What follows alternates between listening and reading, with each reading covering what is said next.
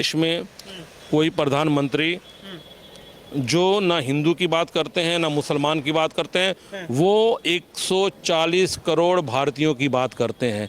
आपने देखा कोविड में जब हमारे बच्चे विदेश में पढ़ रहे थे तो किस तरह से हमारी सरकार ने वहाँ से उन लोगों को बुलाया। ये नहीं देखा कौन अब्दुल है या कौन राम है, कौन अरुण है, जो भी हिंदुस्तानी था उसको सकुशल भारत लेके आया। तो कहीं ना कहीं मोदी जी की जो गारंटी है वही पूरे देश में चल रही है। और यही नहीं, आज देखिए पूरा विश्व मोदी जी की तरफ एक आस की नज़रों से देख रहा है। आज यूक्रेन और रशिया का युद्ध चल रहा है, लेकिन सबकी निगाहें मोदी जी पर है कि मोदी जी एक हल हो सकते हैं और पूरे दुनिया विश्व लीडर बनकर वो मोदी जी उभरे हैं। आज पूरे दुनिया में मोदी जी कहीं भी जाते हैं तो उनको रेड कारपेट बिछाकर स्वागत किया जाता है, रेड कारपेट बिछाकर स्वागत किया जाता है। और मैं आपको बता दूं कि पूरी दुनिया के मुसलमान जिस मुल्क को फॉलो करते हैं, आज सऊदीया, भले हमारे यहाँ कुछ जो समाज में भ्रम फैलाने वाले लोग हैं वो यूएनओ में जाके शिकायत करते हों या अपने आंतरिक बातें जो है वो बाहर जाके बोलते हों कि हिंदुस्तान में मुसलमान खतरे में हैं, हिंदुस्तान में मुसलमान डरा हुआ है। हिंदुस्तान में मुसलमान ना डरा हुआ है ना थका हुआ है। हिंदुस्तान का मुसलमान विकास की मुख्य धारा से जुड़ रहा है, इसलिए लोगों के पेट में जलन हो रही है। जिस देश को पूरी दुनिया के मुसलमान फॉलो करते हैं वो देश सऊदी अरबिया से लेके दुबई, कुवैत, सब कतर, वो मोदी जी को अपने सर्वोच्च सम्मान से नवाज रहे हैं। तो इसका मतलब कुछ तो हमारे प्रधानमंत्री के अंदर बात है। हाँ, राजनीतिक तौर पर ज़रूर कुछ राजनीतिक लोग जो ठेकेदार बनते हैं वो ज़रूर मोदी जी के बारे में गड़बड़ियाँ फैलाते हैं, मोदी जी को मुसलमानों का दुश्मन बताते हैं, लेकिन हर मौके पर ये सामने हमारे पेश हुआ है कि पार्शलिटी नहीं है। आज़ादी के बाद पहली बार, मैं आपको ये बता रहा हूँ, ये शायद किसी को नहीं मालूम होगा, आज़ादी के बाद पहली बार ऐसा हुआ है कि हमारे 52 आईएएस अधिकारी बने हैं। यूपीएससी को क्रैक किया है 52 और वो मुस्लिम समुदाय के लोग हैं। आज़ादी के बाद अब तक अगर ये सरकार मुसलमानों की दुश्मन होती, अगर जो उनको सुविधाएं देने में कंजूसी करती, तो आज 52 मुसलमान आपके आईएएस बनकर जो देश की वो दिशा और दशा तय करते हैं उसमें शामिल नहीं होते। 52 अधिकारी 2023 और 2024 में आईएएस बने हैं। तो ये इस बात का प्रमाण है कि सबका साथ, सबका विकास, सबका विश्वास के मूल मंत्र पर यह सरकार चल रही है। कोई हमें कितना भी धर्म में, अभी चुनाव आ रहा है, बहुत से तरह के लोग बरगलाएंगे, बहुत बातें करेंगे, लेकिन अब मुसलमान यहाँ का समझदार हो चुका है। उसको इतनी समझ है कि पूरी दुनिया में अगर जो कहीं मुसलमान खुशहाल है तो ये हमारा भारत है। और इस देश का मुसलमान इसी धरती को दिन में 5 बार सजदा करता है, इसलिए ये धरती भी हमारी माँ है। इसलिए यहाँ का मुसलमान भी चाहता है इस धरती माँ को जो विकास की तरफ अग्रसर करेगा, जो राष्ट्र समर्पित विचारधारा के साथ रहेगा, उसी की सत्ता यहाँ आना चाहिए। इसलिए इस देश में एकता के लिए, अखंडता के लिए, भाईचारे के लिए और विकास के लिए मुझे लगता है मोदी जी की गारंटी पे लोग भरोसा करेंगे और मोदी जी की गारंटी ही सबको काम आती है। हमने देख लिया 2014 से अब तक, आज विदेशों में जाओ तो सब सीना चौड़ा होके गर्व से चौड़ा हो जाता है। क्यों? आज वहाँ देखते हैं हम भारतीयों को कितना गर्व होता है।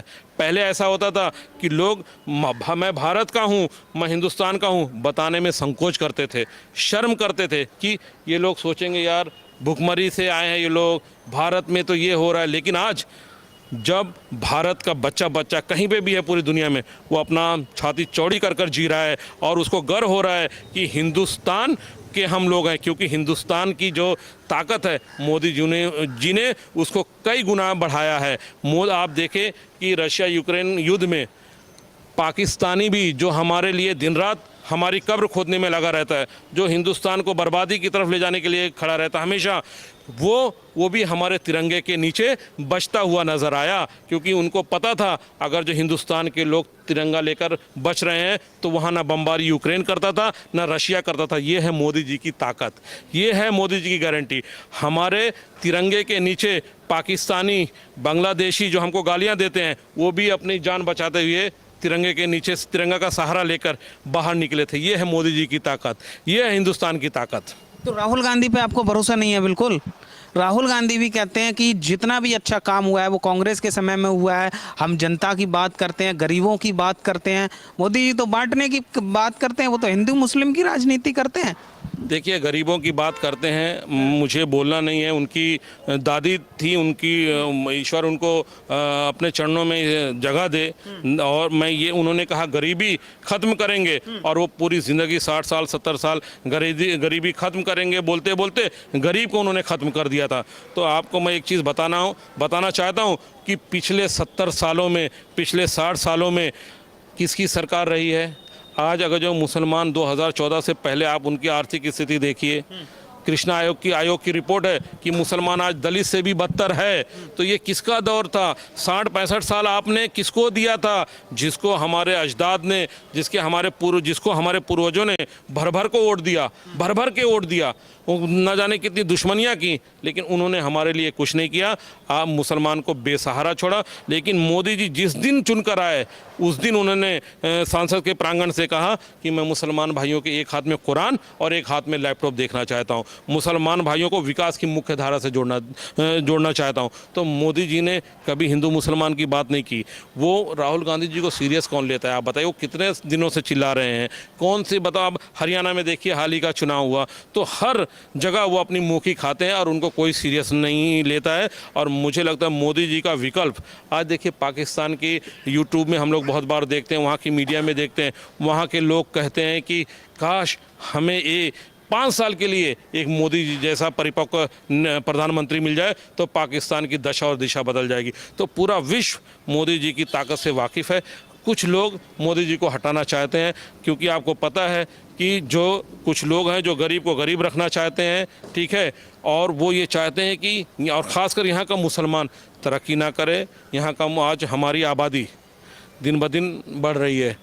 आज बांग्लादेश में देखिए, हमारे वहाँ भी अल्पसंख्यक रहते हैं। आज वहाँ की क्या हालत है? आज़ादी के टाइम पे कितना परसेंट थे, आज 2-1.5% रह गए हैं। तो कहीं ना कहीं हमारा ये हिंदुस्तान एकमेव देश है जहाँ सभी ज़ात धर्म के लोग बड़ी खुशहाली के साथ रहते हैं और बहुत अच्छे से प्यार मोहब्बत के साथ रहते हैं। और पूरी दुनिया में अगर जो सबसे ज़्यादा खुशहाल मुसलमान हैं तो वो इस हिंदुस्तान की धरती पे है। ये जग जाहिर है, ये किसी को बताने की ज़रूरत नहीं है। और वो लोग अपनी राजनीति ज़मीन ढूंढ रहे हैं हिंदू मुसलमान के उसमें। हम कभी हिंदू मुसलमान की बात नहीं करते। हमारा एक ही एजेंडा है कि कैसे जो विकास की बात करेगा हम उसके साथ रहेंगे। हम हिंदू मुसलमान में विश्वास नहीं करते। वो अभी भी हमें बरगला रहे हैं कि मुसलमान को टिकट नहीं दिया, इसको नहीं टिकट दिया। अरे मेरे भैया, हमको देश को राष्ट्र समर्पित विचारधारा पे ले जाने के लिए कोई ज़रूरी नहीं कि मुसलमान को टिकट दिया जाए। जो जीत रहा है वो जीते, ताकि मेजॉरिटी रहे, आप ताकत से कोई काम कर सके। आज देखिए बहुत सारे फैसले, 370 हुआ। आज कश्मीर में कितना परसेंट वोटिंग हुआ पता है आपको? जो एमपी में नहीं होता था जितना पोल, उतना एमएलए में हुआ। लोग बेखौफ होकर बाहर आ रहे हैं। उनको पता है कि मोदी जी की गारंटी है यहाँ पर कायम, हमको कुछ नहीं होगा।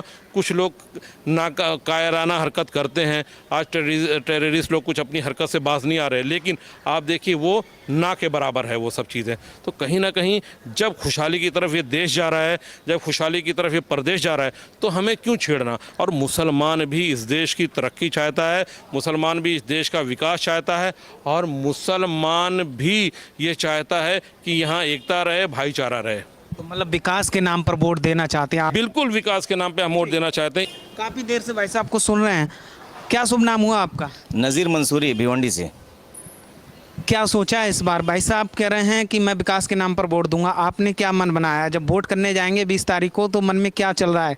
बिल्कुल, हम लोग भी वोट करेंगे तो विकास के नाम पर ही करेंगे, क्योंकि 2014 के नाम पर जो 2000 विकास कौन कर रहा है? 2014 से जब से मोदी जी आए हैं तो उन्होंने 3 करोड़ लोगों के घर में बिजली पहुंचाई। तो ये देखकर पहुंचाई गया कि हम खाली हिंदू को देंगे, मुसलमान को नहीं देंगे। 5 करोड़ लोगों को उन्होंने उज्ज्वला गैस योजना के तहत गैस दिया। ये देखकर नहीं दिया कि हम मुस्लिम बहनाओं को दे रहे कि हिंदू को दे रहे, उन्होंने सबको दिया। 7 करोड़ लोगों को स्वच्छ भारत अभियान के अंतर्गत टॉयलेट बांधा गया। टॉयलेट बांधने के लिए हिंदू मुस्लिम सबको दिया गया। लाडली बहन योजना के अंतर्गत सबको पैसा पहुंचा। ये देखकर नहीं पहुंचा कि हिंदू को पहुंचेगा, मुसलमान को नहीं पहुंचेगा। तो मुस्लिम को भी मिला है, हिंदू को भी मिला, हर जाति हर पंथ प्रांत के लोगों को मिला है। और विकास के नाम पर मैं खुद स्वयं आपको उदाहरण देता हूं भिवंडी शहर का। भिवंडी शहर के अंदर जो हमारे आमदार हैं, भिवंडी मुस्लिम बाहुल्य क्षेत्र है, मगर वहाँ से 2 बार से विधायक महेश प्रभाकर चौगले हैं, बीजेपी से हैं। 8,500 करोड़ का मेट्रो रेल प्रोजेक्ट दिया उन्होंने, जो काम 80% हो चुका है। 52 आरसीसी रोड इसी सरकार ने दिया है 850 करोड़ रुपए में, माननीय नितिन गडकरी जी ने दिया। जाके आप देखिए भिवंडी का हर एरिया में आपको आरसीसी रोड दिखेगा। तो जो दिखता है वही बिकता है। और आपने जैसे पूछा कि राहुल गांधी जी ये बोलते हैं और वो बोलते हैं, राहुल गांधी जी सिर्फ लफाजीगिरी करते हैं। उन्होंने बोला था 8,500 देंगे, आएगा खटाखट खटाखट खटाखट। अरे हम तो दे रहे हैं फटाफट फटाफट फटाफट। वो खटाखट देंगे नहीं, फॉर्म भरवा लिए सबका। फॉर्म भरवाने के बाद औरतें लाइन लगाई है, धक्का खा रही है। 8,500 खाली उनकी नाटक है, नौटंकी है।